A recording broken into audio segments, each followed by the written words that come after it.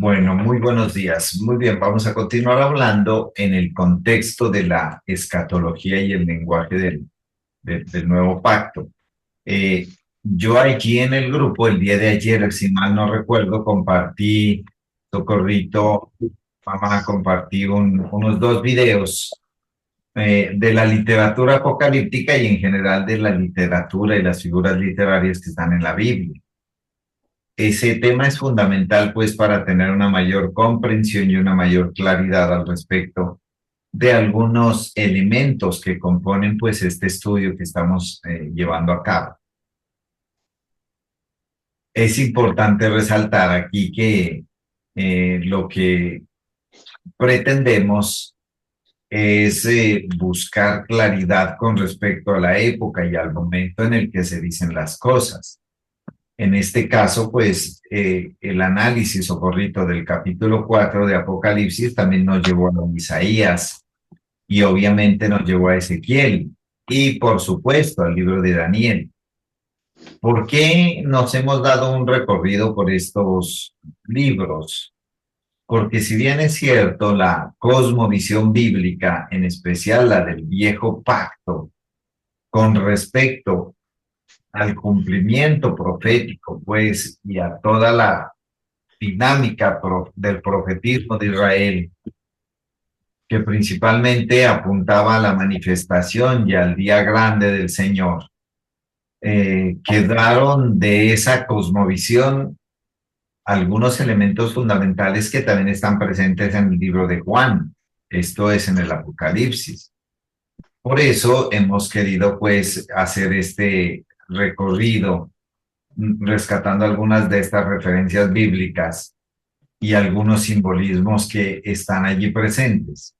Yo quisiera, Socorrito, que para efectos de recordar lo que hasta ahora hemos ido identificando, usted sea tan amable y nos recuerde esos puntos que hemos estado llevando pues como un hilo conductor de esta enseñanza. Esto para Ujú. efectos pues de aquellos que de pronto en algún momento llegan a conectarse hasta ahora y no saben de qué estamos hablando. Entonces, por favor, Socorrito, háganos un pequeño recordatorio de lo que hemos estado hablando.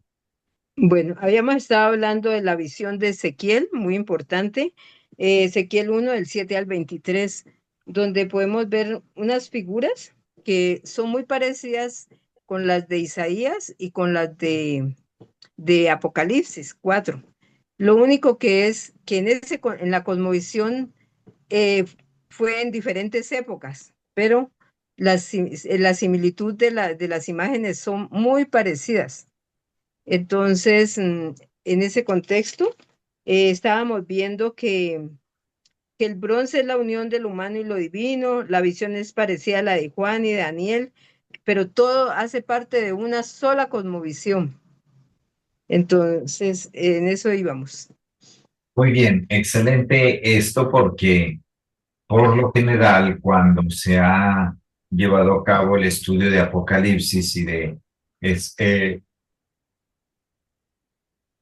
y de los elementos o las figuras que están presentes allí, se ha disgregado el libro y entendemos que hace parte, pues como bien lo dijo Socorrito, de una sola cosmovisión. En algún momento, pues ya lo que está subrayado en pantalla pudimos identificarlo en su momento, siempre teniendo presente la cosmovisión gobernante en ese momento, que prácticamente es una sola, la cosmovisión de los, mm, sí, de los escritos, de los escritos proféticos y Apocalipsis, pues hace énfasis en lo mismo.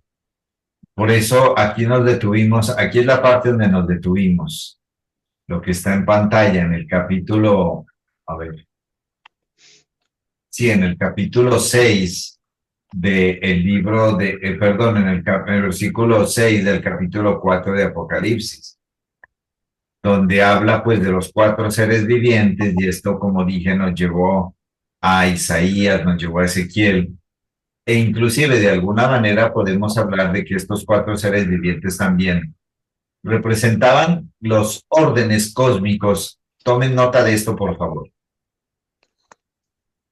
Estos cuatro seres vivientes representan los órdenes cósmicos en los cuales Dios estructuró el mundo.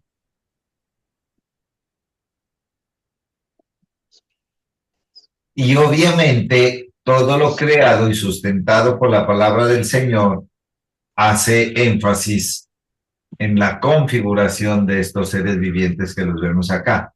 Por eso tienen diferentes formas o diferentes expresiones dentro de lo que podríamos decir el orden de la naturaleza. El primero, un león, que siempre el león en la cosmovisión judía, en la cosmovisión hebrea, en la cosmovisión del viejo pacto, socorrito, mamá, el león representa a Dios, en este caso a Jehová, a Jehová Dios. El becerro pues representa toda la parte litúrgica, toda la parte de la religión, toda la parte de los sacrificios,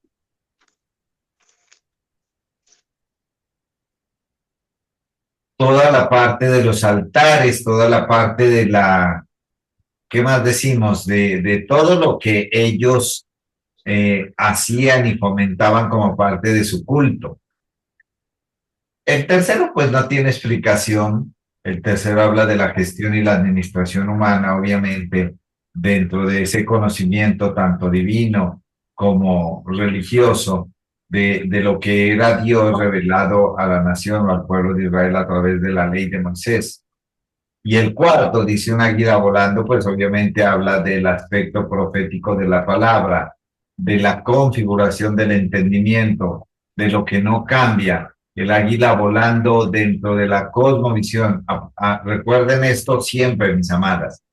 Estamos interpretando esto desde la cosmovisión hebrea, no desde lo que el león significa hoy, ni nada de eso, no.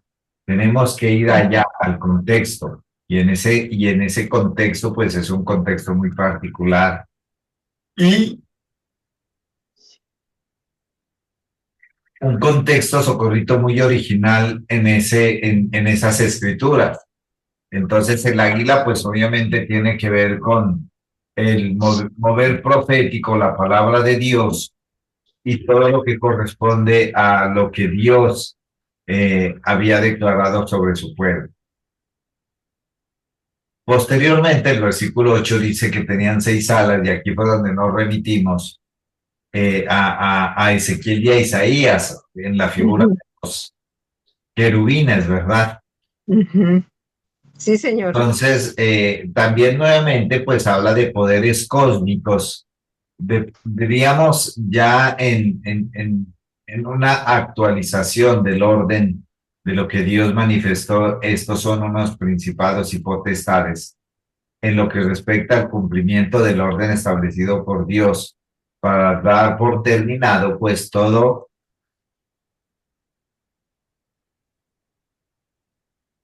lo que fue el culto judío.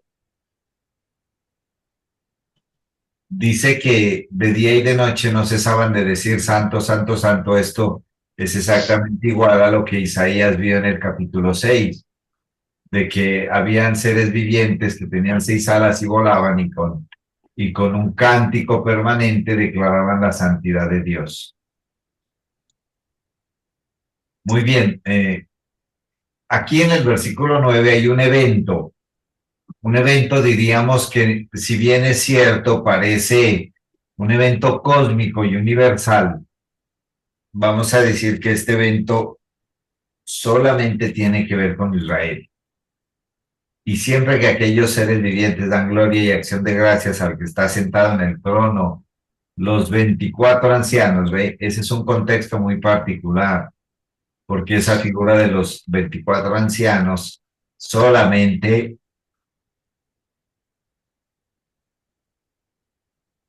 esa figura de los 24 ancianos solo hace parte pues de toda la cosmovisión del gobierno de Dios manifestado en la teocracia judía.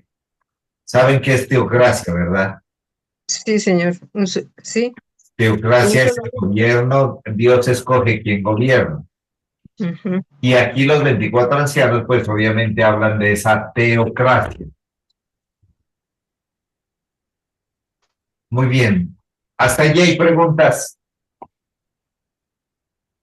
No, señor, está ¿Algún bien. comentario, por favor? Comentario. Ok. Bueno, el comentario sería que ahí tenemos que volver a recalcar que los 24 ancianos no se refiere a nadie de esta época, sino que eran las 12 tribus de Israel y, y los 12 apóstoles, ¿no? Obviamente las 12, bien Socorrito, las 12 tribus de Israel que inicialmente le dieron origen a la nación de Israel Ajá. y posteriormente los 12 discípulos, los 12 apóstoles, mediante Ujú, los cuales el Señor Jesús estableció o trajo de vuelta o restauró esa conciencia gubernamental, espiritual, inicialmente pues en la nación, en el pueblo de Israel y posteriormente exportada ujú. a todos los santos. Por eso, nuevamente, este contexto pues es muy particular, esto no se puede aplicar ahora, como en algún momento recuerdo algún apóstol loco hace unos 3 o 4 años atrás, cuando quisieron unirse para hacer política en Colombia, un apóstol salió con la revelación de que el partido político debía estar fundamentado en 24 ancianos y esos 24 ancianos los escogió él, que para traído de los cabellos, pues ese argumento, imagínense. ¿A quién se le ocurre organizar un partido político tomando como fundamento 24 ancianos? No, mejor Solo dicho. a los locos evangélicos. Bueno, muy bien. Con esto concluyo el capítulo 4, Socorrito. Vamos al 5, por favor. Tenga la bondad, Socorrito, dele lectura del versículo 1 al versículo 5.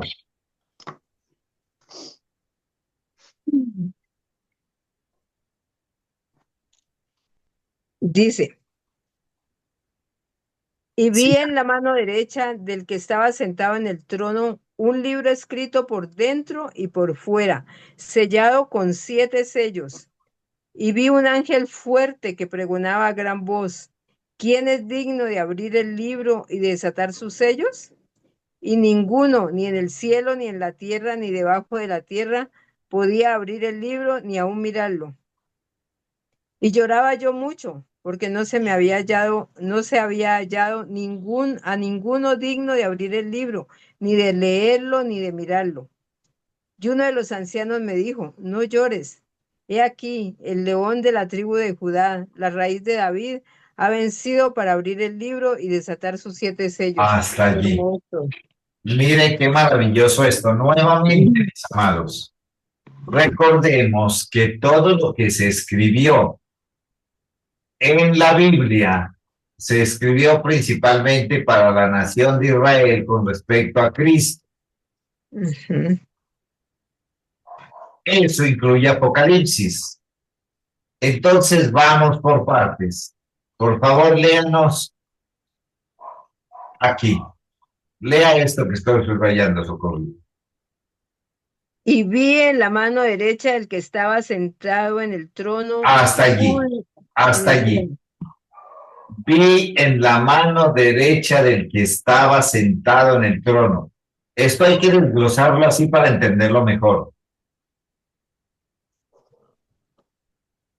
La mano derecha, ¿qué significa? ¿Ustedes recuerdan En la mano derecha es Jehová. qué más significa? Ajá. Sí, está bien. ¿Qué más significa la mano derecha? A ver. Poder, Autoridad, ajá. Poder, Au- autoridad, ¿qué más? Autoridad, gobierno, poder, gobierno. Sí, Autoridad o reino, gobierno. reino. principalmente, mis amadas, apunten. En este caso, la mano derecha del que está sentado en el trono. ¿Quién está sentado en el trono? ¿O quién se sienta en un trono? El Un rey. rey, Un rey. Y cuando el rey se sienta en el trono, ¿para qué se sienta? litigar, gobernar. para gobernar, ¿Para qué más? para impartir ¿Impartir qué, Decretar. Socorrito? impartir el gobierno. Justicia. Ah, sí, señor. Entonces aquí claramente Dios está sentado en el trono para impartir qué, Justicia. y esa justicia está dentro de qué escrita. Aquí dice, mire, ¿dónde En está el rollo, escrita esa en un justicia? rollo, en un rollo escrito es. En un libro escrito por dentro y por fuera que estaba sellado con 7 sellos. Esa justicia que Dios iba a impartir, ¿a quién le iba a impartir justicia? A Israel, Gracias. al Duro, Socorrito. ¿A quién? al pueblo de Israel. ¿A Roma? ¿A los romanos? No, era para su pueblo. Exactamente, no más. Esa justicia no era para los romanos, no era para los visigodos, no era para los árabes, ni para ninguno de esos pueblos. ¿Para quién? Para su pueblo amado. Para la nación de Israel. Espérenme que hay mucho ruido acá, denme un minuto.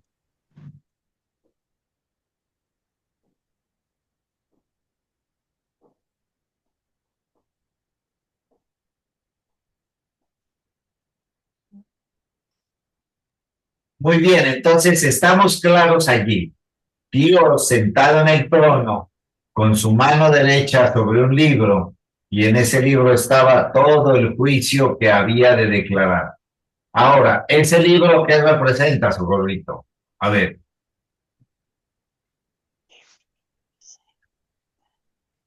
La profecía, La profecía, ¿qué más representa el libro? La justicia. La justicia de Dios desde el tiempo de que Israel fue pueblo o nación. ¿Qué más tiene el libro? ordenanzas, ordenanzas A ver, ese libro, ¿de quién habla? Ese libro que está escrito por dentro y por fuera. de Jesucristo únicamente, de Jesús. Exactamente, ese librito que recuerde que Jesús es el juez. Ajá, Para la nación de Israel, ¿quién fue el juez? Jesús. Jesús. O sea que ese libro que estaba escrito por dentro y por fuera y que tenía 7 sellos, representaba la justicia de Dios que había de impartirse a la nación de Israel.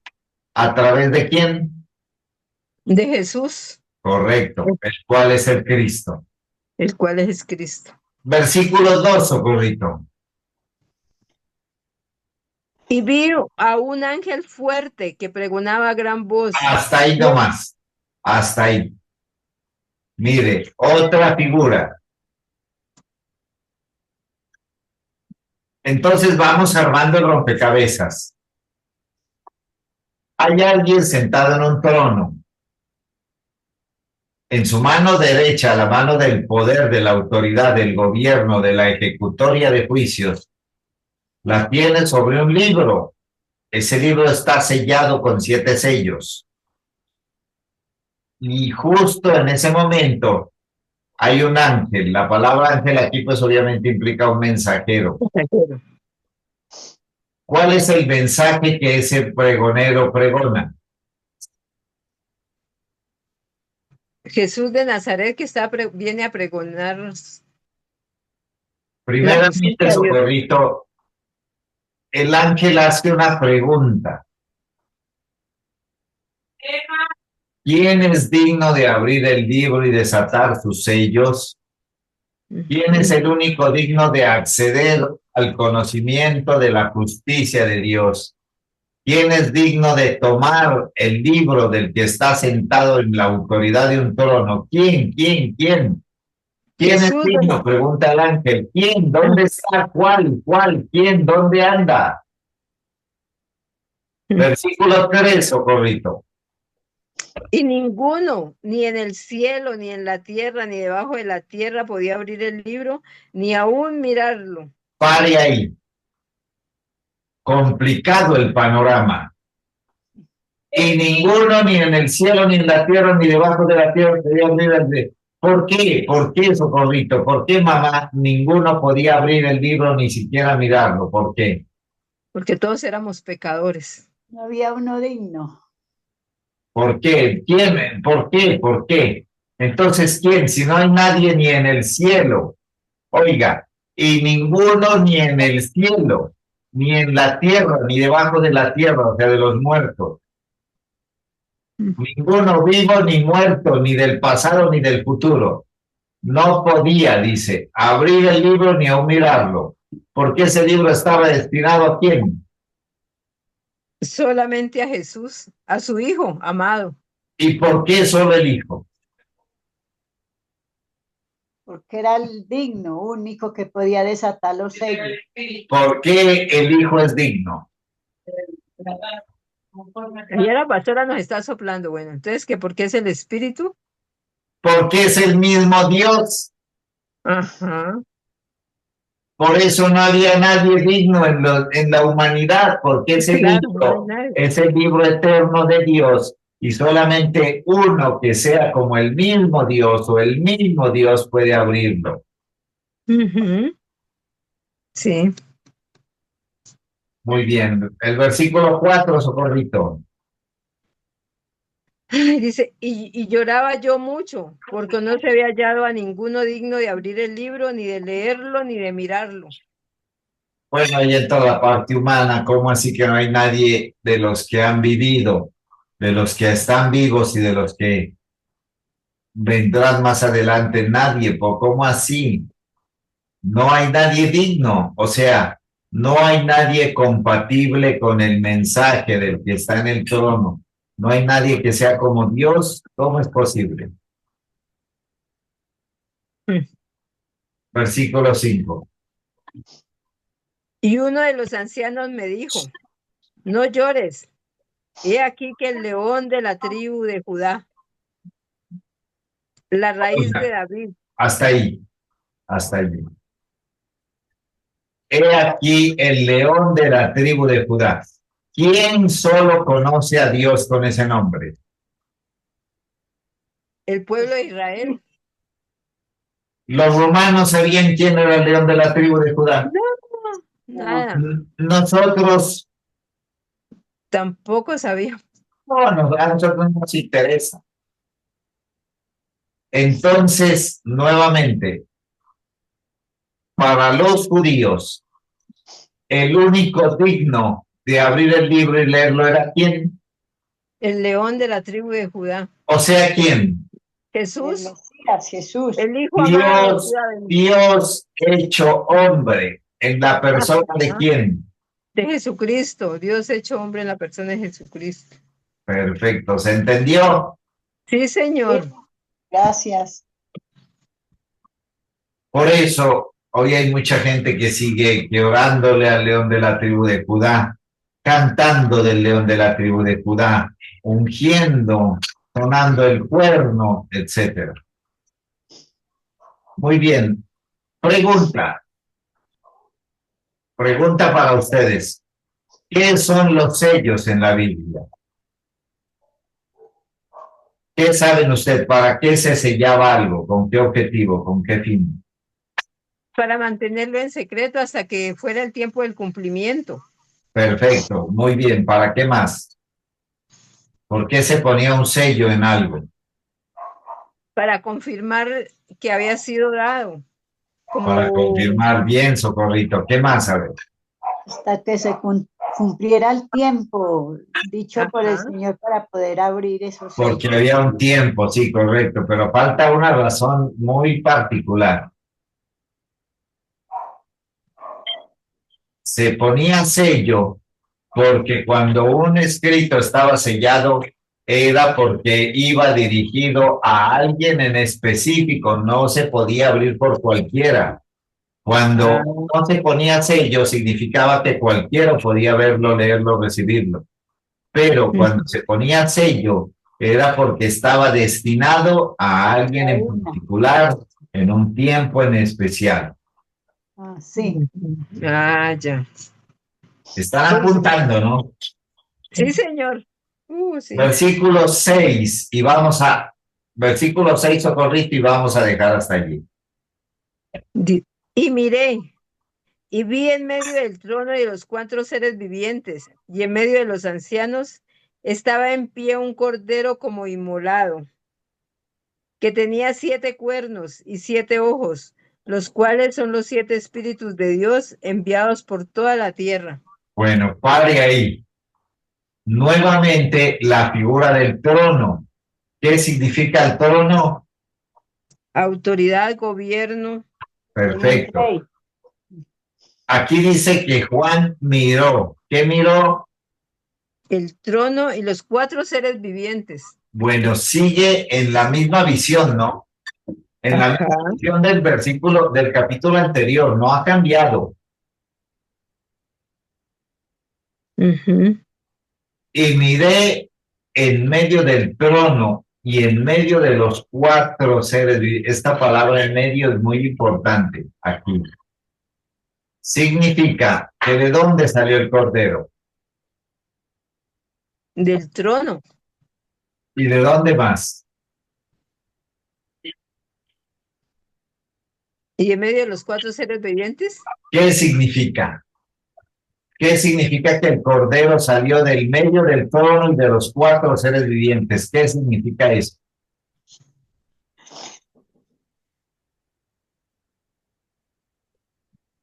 A ver, les voy a ayudar otra vez. ¿Qué significa el trono? Autoridad y gobierno. ¿Y los 4 seres vivientes qué significan? ¿También autoridad y gobierno? Pero en el mundo, autoridad y gobierno en la creación. ¿De dónde salió el cordero? Del trono, porque él sí. El cordero es la manifestación del gobierno de Dios en toda la creación. ¿Esos son los 4 seres vivientes? Claro, los 4 seres vivientes hablan de la creación de Dios. Principados, potestades, todo el orden cósmico. El cordero sale de en medio del trono, el poder de Dios, y de los 4 seres vivientes, principados, gobiernos y potestades eternos.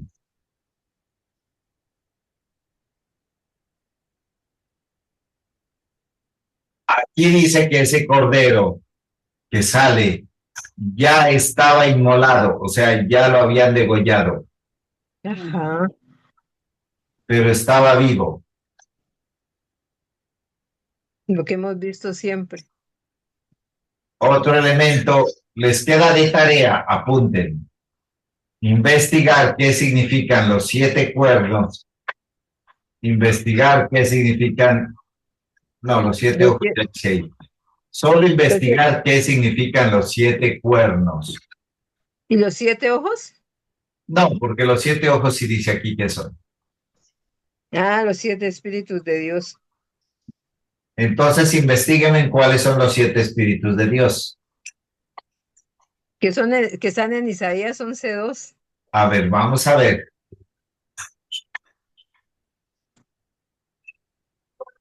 Muy bien.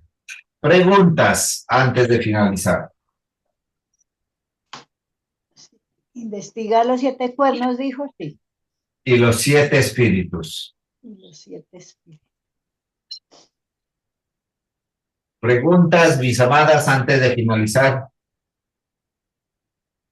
No, pastor, está todo tan clarito. Sí. Bueno, muy bien. En un ratito le subo la grabación. ¿Cómo, mami?